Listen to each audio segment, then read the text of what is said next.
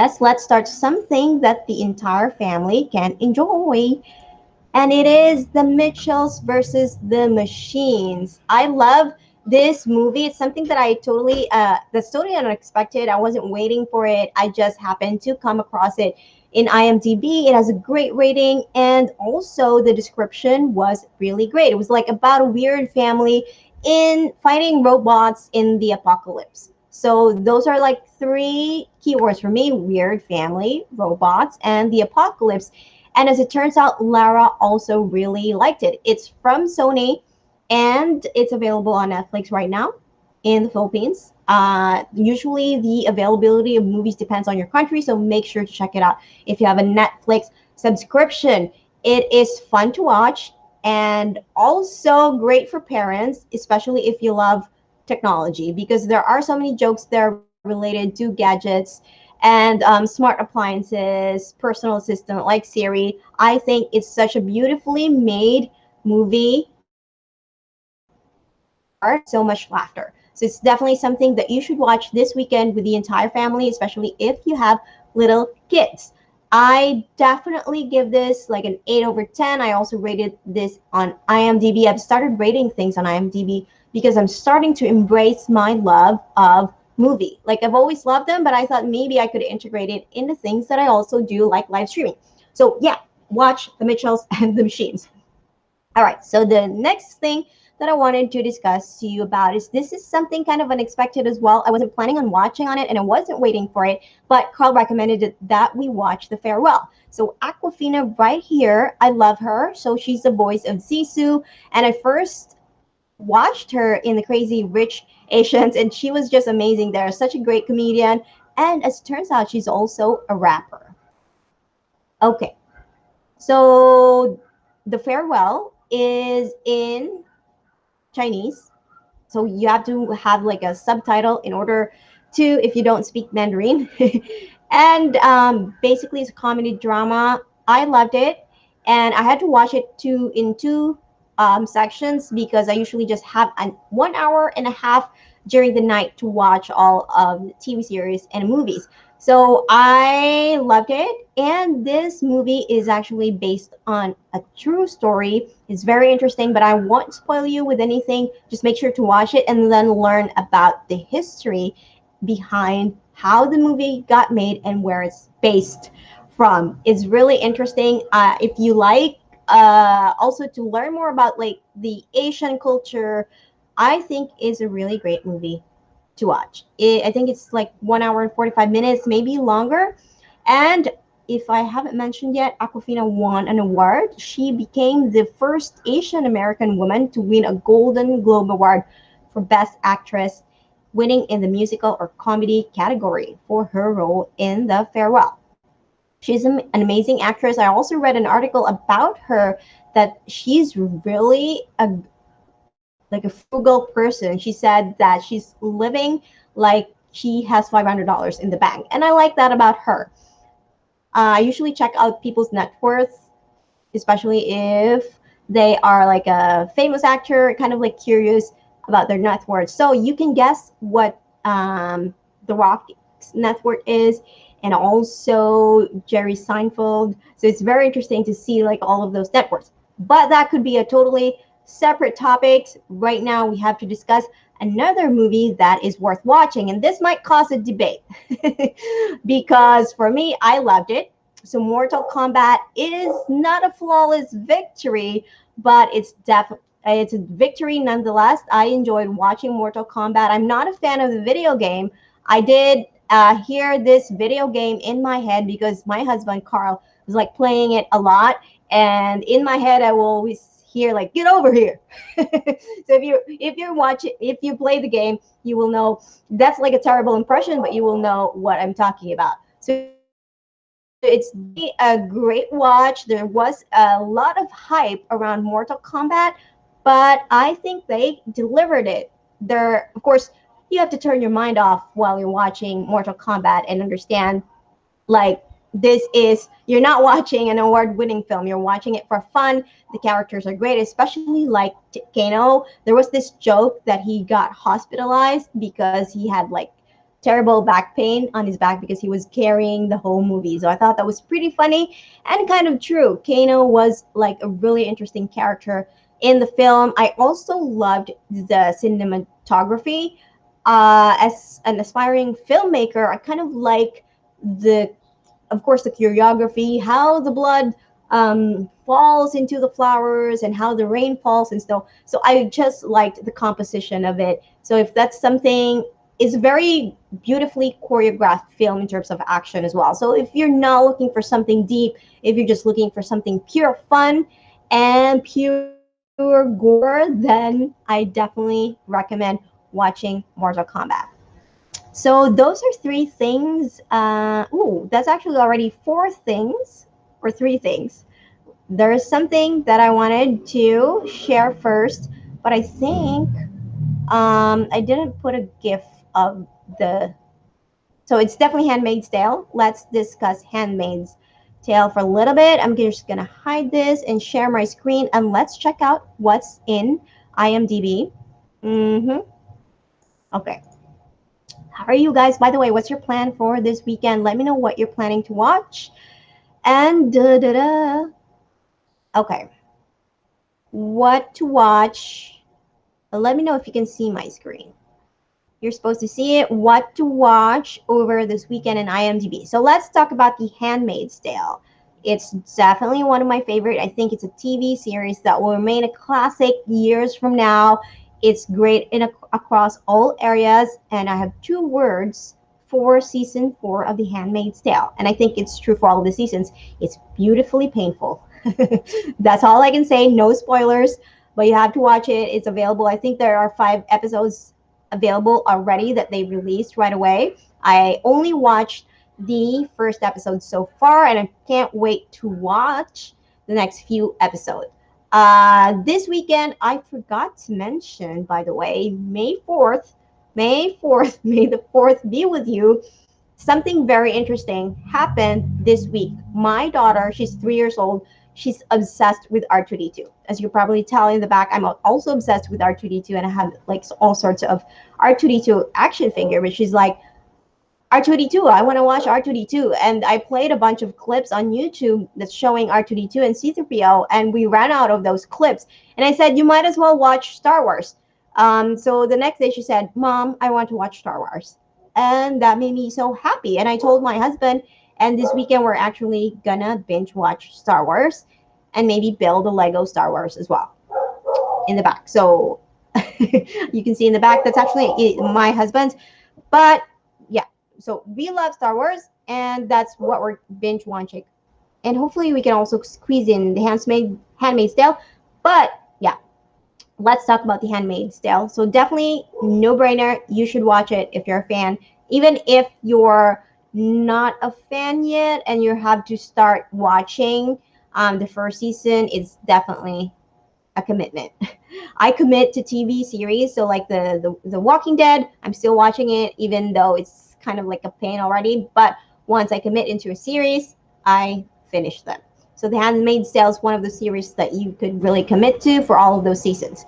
So Stowaway, you can take a pass on Stowaway. It was also something unexpected that came our way because we like Anna Kendrick and we like science fiction, but it kind of fall flat, and it had a very interesting premise, but that's it. It was an interesting premise, and there wasn't more after that.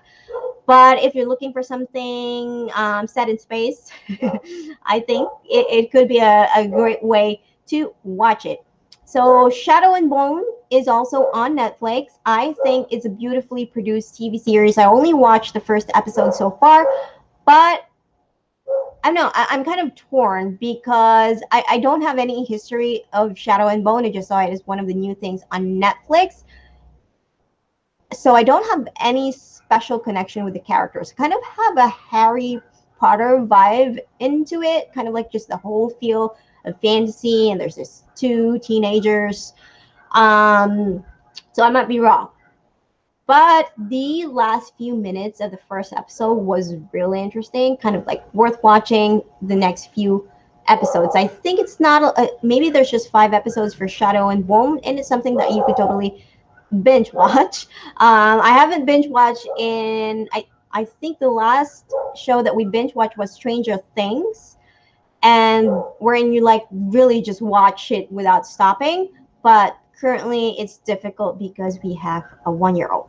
So, but it's getting better. We're getting more watch time in the weekend. All right, so Nomad Land, we actually just finished this yesterday, last night. Also kind of like 2 hours in total, and this is the best picture, I think. Okay, and this is how I would describe Nomad Land. It's definitely worth watching. I would describe it as a similar feel with Lost in Translation, wherein the filmmaker kind of captures events in its purest form.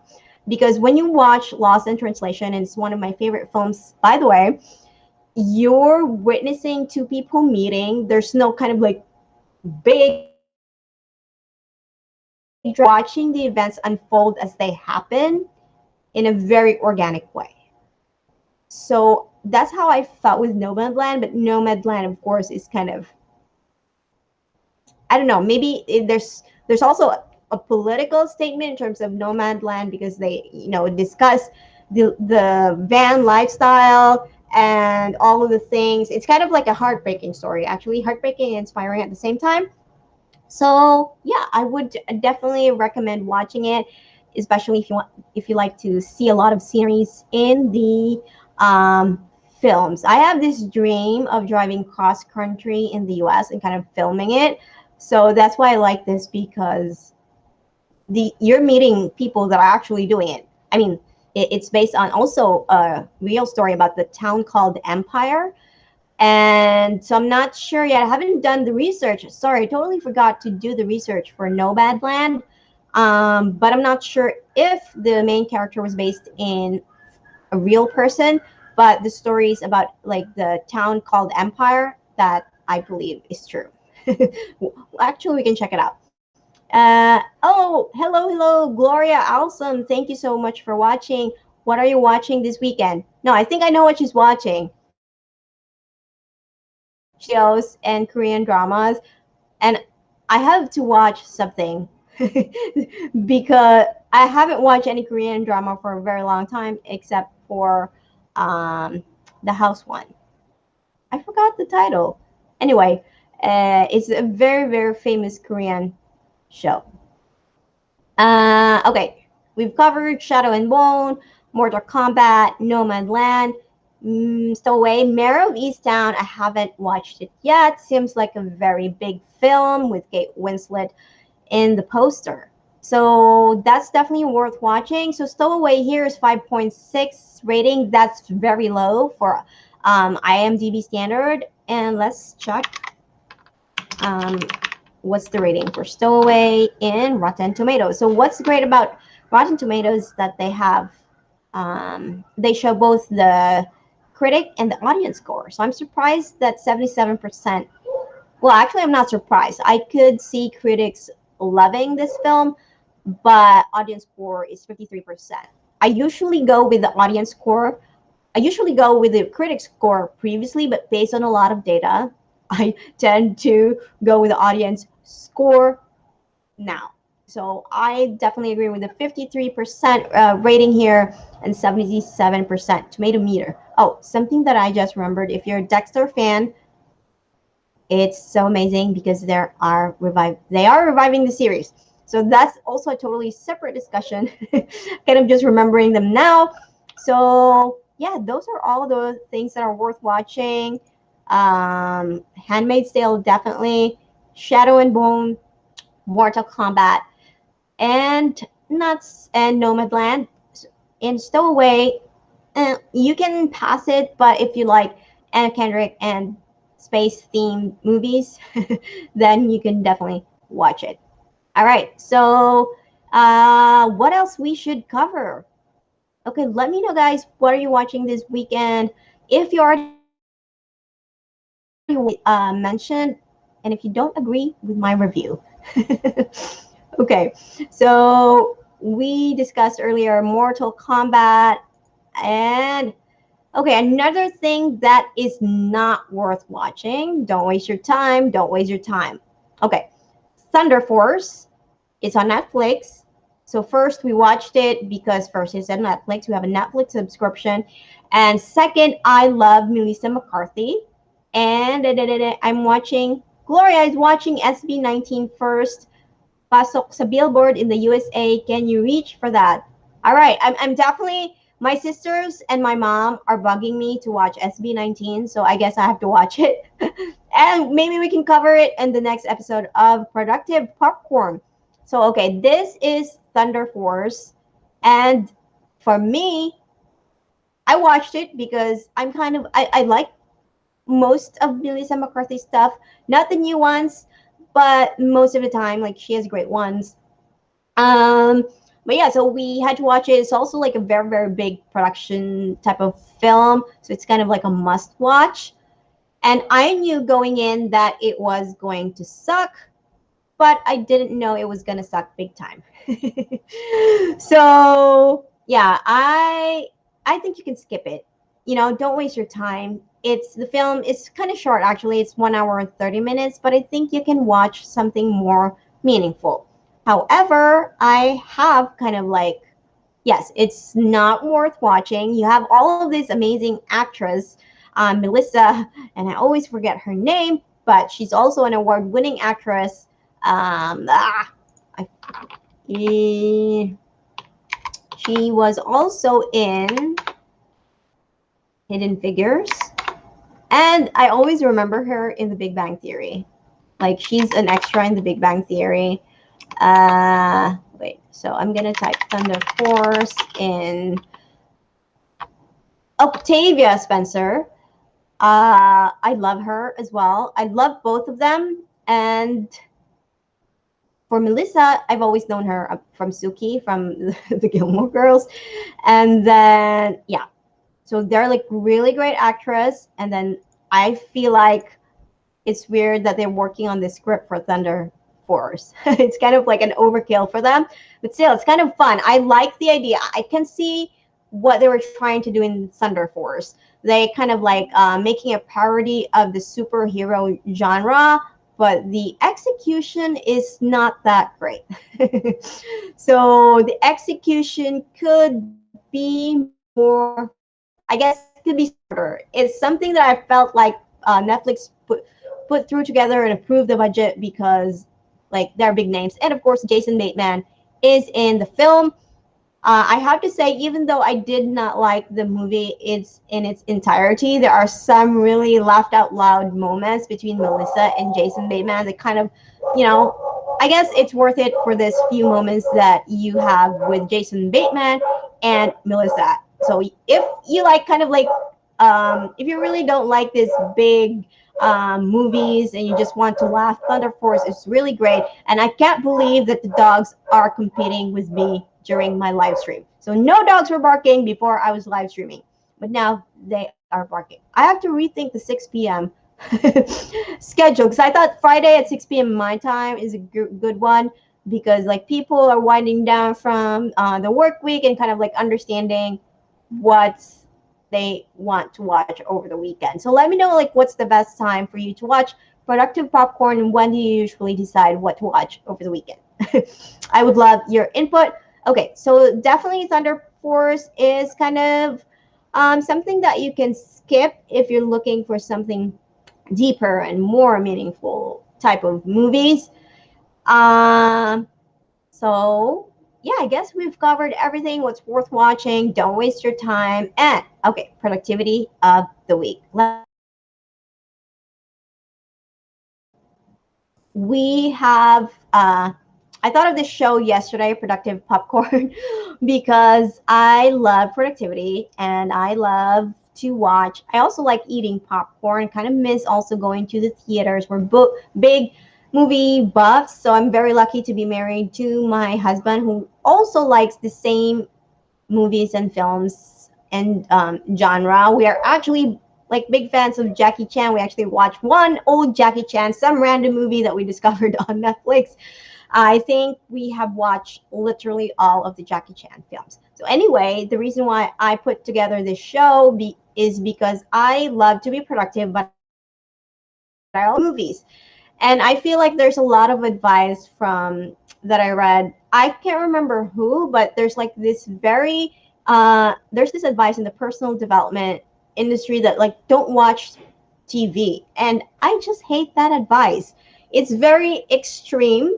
If you do it right, you can actually do a lot of things, be productive, but at the same time enjoy the things that you're watching. Enjoy the things that you love. So if you watching TV and watching movies is something that you love, I think you should do it. You should not deny yourself like from watching TV and should not feel guilty about it. I do not feel guilty at all from watching all of the films that I'm watching and all the TV. In general, I watch between 1 to 2 hours of TV series or films right now because some of it I watch in the evening, and if the kids are asleep, like during nap time, Carl and I would also squeeze in some watch time. Previously, when we didn't have any kids, we can watch the entire Lord of the Rings in one sitting. We would be surprised. Oh, the sun has already set. It's nighttime. We have watched all of Lord of the Rings. So we have that moment, but now we have to kind of like watch things in increments, but still we're watching a lot. So yeah, we're watching The Walking Dead, and so the running series that we're watching is The Walking Dead, Handmaid's Tale. This Is Us is kind of in a break. Um, Let me know if you're watching This Is Us. Okay, I guess that's everything. Did I miss anything that we're watching? Carl isn't watching right now because he's watching the kids. Well, I'm live streaming. So yeah, that's I guess my tip is to prioritize what you're going to watch. And of course, you should also prioritize your tasks. Make sure that you're already done. For me, I make sure that I'm done, all my calls are done so that I don't feel guilty watching TV at the end of the night. Like, oh, I have all of these tasks. It's actually a great way for me to wind down as well. I have a very creative mind and very active mind, and I have to make an effort to wind down at the end of the day. So what I do is also before we put the kids into bed, Lara and I actually do some Lego time because it helps me wind down my brain. I think it also helps the kids, and that way I won't have trouble sleeping. So if you haven't done any wind down routine, that's also super important because for the past few years I was obsessed with it. I discovered that you also need a wind down routine, especially if you have a very active mind, because that could affect your sleep. Yeah, and I wake up at 5 a.m., so I really need a good sleep, and I have to make the best of everything so that it doesn't affect my sleep. So I hope those productivity tips help you, whether you like watching movie or not. So let me know as well, what's your favorite movie of all time, or what was the last film that you watched this week? I would love to know them as well. If you like the productivity popcorn, please hit the like button and subscribe to my channel. I'm going to do this an experiment. I think I'm going to produce 4 productive popcorn episodes and then kind of find another way to include my passion for productivity and live streaming. So as you can see, I love live streaming and I love producing shows. So yeah, thank you so much for watching and have a great weekend. Happy binge watching.